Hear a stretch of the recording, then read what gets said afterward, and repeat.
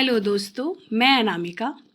दोस्तों, अगर आप बीएड, बीटीसी, टेट, सीटेट की तैयारी कर रहे हो तो ये वीडियो आपके लिए बहुत यूज़फुल होने वाली है। आज मैं आपको टीचिंग के एक ऐसे मेथड से इंट्रोड्यूस कराऊंगी जिस मेथड को डेवलप किया गया था आर्मी को ट्रेंड करने के लिए। हाँ दोस्तों, आप सही सुन रहे हो, आर्मी को ट्रेंड करने के लिए। और इस मेथड को डेवलप करने के लिए साइकोलॉजिस्ट और लिंग्विस्टिक के रूल्स को भी फॉलो किया गया था। तो ठीक है दोस्तों, चलिए आज हम ऑडियो लिंगुअल मेथड के कॉन्सेप्ट को समझते हैं। दोस्तों, ऑडियो लिंगुअल मेथड क्या होता है, जैसा कि आप इसके नाम से समझ सकते हो। ऑडियो मतलब होता है सुनना, यानी एक ये ऐसा मेथड था जिसमें आप सुनकर किसी भाषा को सीखते हो।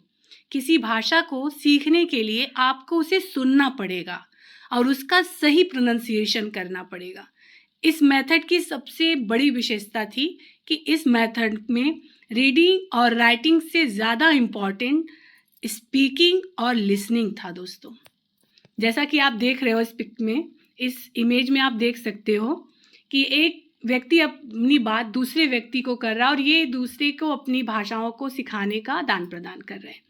तो दोस्तों, अब हम जानना चाहेंगे ना कि ऑडियो लिंगुअल मेथड क्यों बना। ये दोस्तों, हम ऑडियो लिंगुअल मेथड के कॉन्सेप्ट को समझते हैं। डेवलप कहाँ हुआ था या ओरिजिन कहाँ हुआ था, तो यूएस में हुआ था दोस्तों।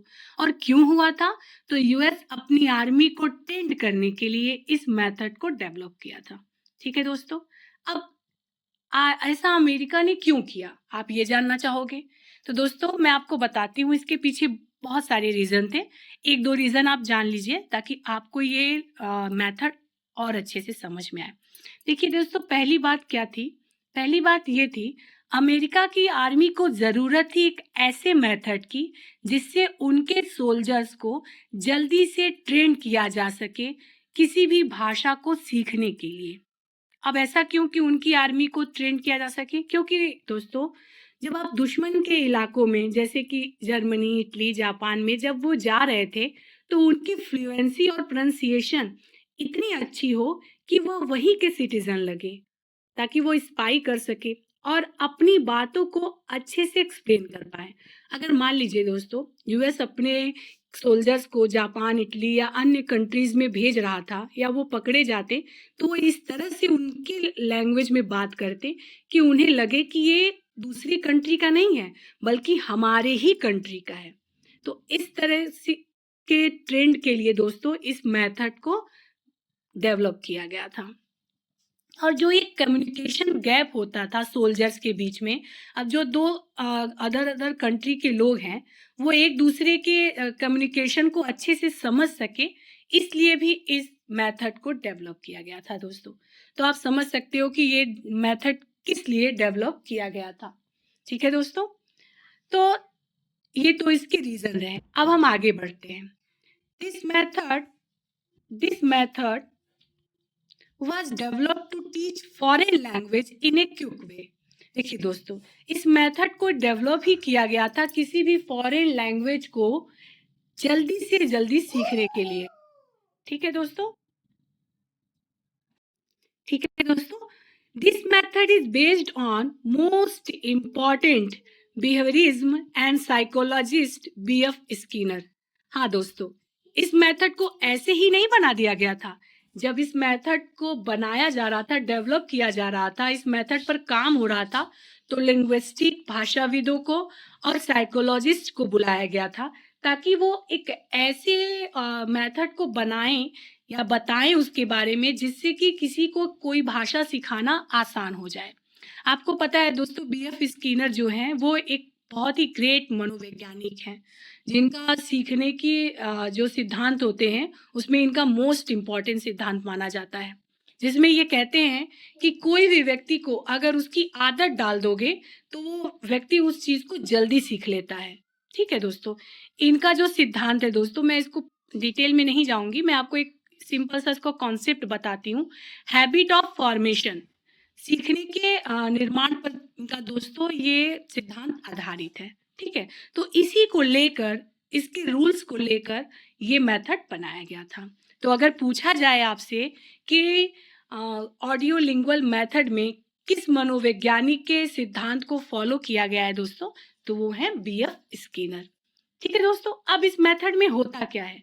इन this method student first listen to the teacher, then they repeat the words, dialogue and sentence. इस मेथड में होता क्या है दोस्तों कि एक टीचर जो होता है वो पहले बोलता है और स्टूडेंट उसको सुनता है। यहाँ पे बोलना, ठीक है, speaking and listening become most important दोस्तों, बहुत जरूरी हो जाता है सुनना और बोलना, और इससे उनकी फ्लुएंसी अच्छी होती है, इससे उनमें एक्यूरेसी आती है।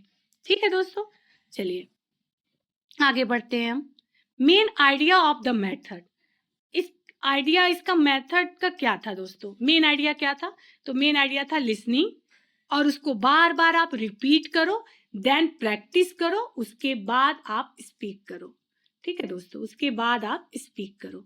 तो ये इसका मेन कॉन्सेप्ट था। पहला क्या? लिसनिंग, दूसरा रिपीट, तीसरा प्रैक्टिस। बार बार आपको प्रैक्टिस करना पड़ता था। जैसे एक आपने दोस्तों कोट सुना होगा, प्रैक्टिस मेक्स मैन परफेक्ट। तो ये वाली बात दोस्तों इस मेथड पे एकदम फिट बैठती है। ठीक है, चलिए आगे बढ़ते हैं हम। अब हम एग्जाम्पल के माध्यम से आपको दोस्तों बताते हैं। जैसे कोई टीचर बोले this is a book, student उसे रिपीट करेगा, दिस इज अ बुक। ठीक है, अब आगे क्या होगा? टीचर फिर कहेगा दिस इज एन एप्पल।